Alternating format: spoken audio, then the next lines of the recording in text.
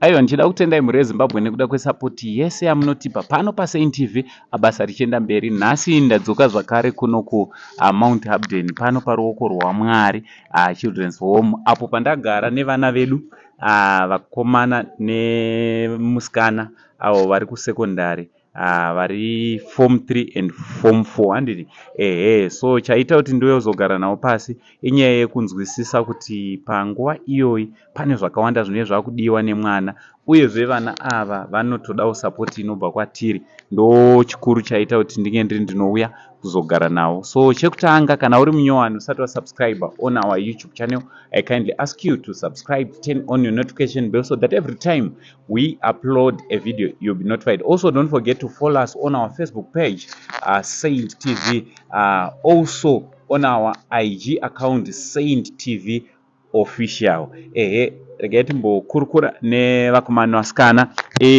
Janet, wakadi zvako? Ndive nakadiwa. Tiri nani. Janet mchiri muzere. Janet takataura naye tiripo panapa futi around panapa ndini.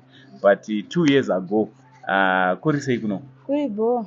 Nditi wa form ano zvine? Form 3. Form 3? Wonderful, wonderful. Zita rako zero nonza? Ndi Janet. Janet ani? Kamwasi. Kamwasi. All right. Form 3 and ndo ndakudzoruseri. Ndi form 4. Form 4. All right. Panapa? Big Tail, Form 3. Big Tail? Form 3. Form 3. All right. So, timbotanga na Janet. Ona ladies. Janet, kuchikoro kuri sei? Kuri bo. Handiti? Uri kugona ma-subjects api kunyanya? Ngogona science, ne-geo, ne-agriculture. Ndo ne-mathematics. All right. Ukapedza chikoro uda kuzoitei? Daita doctor. Daita chiremba. Handiti? Nice. So ndezvipi zvauri kudawo zvekuchikoro zvauri kuti izvi paform 3 yangu zviri kundishotera? Mabhuku, nebag, ne-school fees, ma-uniform, neboots. Izvi zvansina. Tingangoti uri kuda uniform neboots dzachona, bag nema-school fees. Handiti? Ne-stationary mabhuku. Handiti? Ko takudzwa? Inini zvandingoda mabhuku nemauniform nemari yandikunyanya kuda mari registration. Kutanga kubhadhara musi waMarch, 1 March tichipedza musi wa20 March. Mari inofanira yavepo. Ukasatotadza kubhadhara ipapo zvinenge zvatovhara, anonga kutodzokeredza. All right. Uri kunyora ma-subject mangani? Ini ndikunyora 7 subjects. All right. Saka imari ari 7, one subject imari $11. $11. Or center fee? Center fee $25. 25. So you need almost $100. $100. $100 and 25 plus 77. Munoita maths dzachona ndiri. So mujaya ari panapa ari kuda $100 kuti akwanise kunyora final form 4 exams ake. Kozoti panapa Big Tail. Big Tail ndezvipiwo zvauri kuti izvo uri kuda zvechikoro?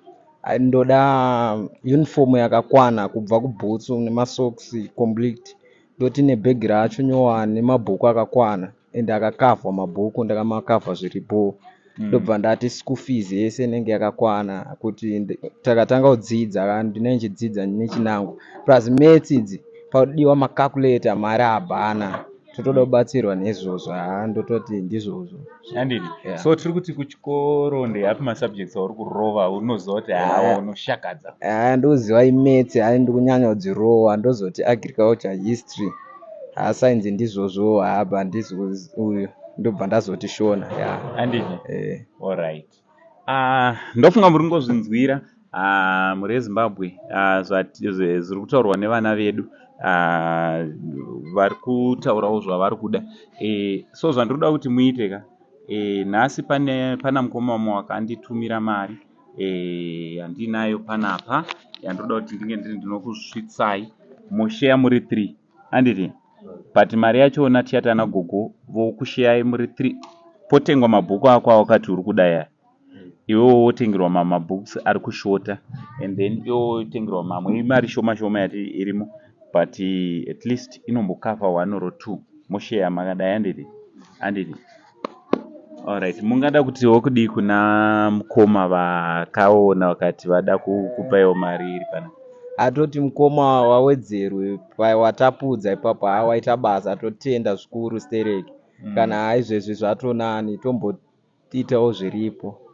Yeah, so mari iri panapa inongori mari yestationary shoma shoma. Anditi inongokwanisa kungotengawo mabhuku ekungonyorera maybe nemakavha mashoma shoma. So but mari yemauniform nemari yezvimwe zvese hapana. Mari yekuti mukomana anga ari anonyora hapana, almost $100. So ngatingei tinongobatana kuitira kuti tinge tinobatsira vana vedu kuti vange vari vanoendera mberi. Aiwa, from Ruoko RwaMwari, Mount Hampden, munomuguta reHarare, from Saint TV crew for now tichiti it's much love and God bless. Aiwa, kuna vose vangada kubatsirana nevana ava makasununguka kunge muri munobatana nesu tinge tinoita kuti tinge tinobatsirana nevana ava. From Uncle Saint Saint TV crew for now tichiti it's much love and God bless.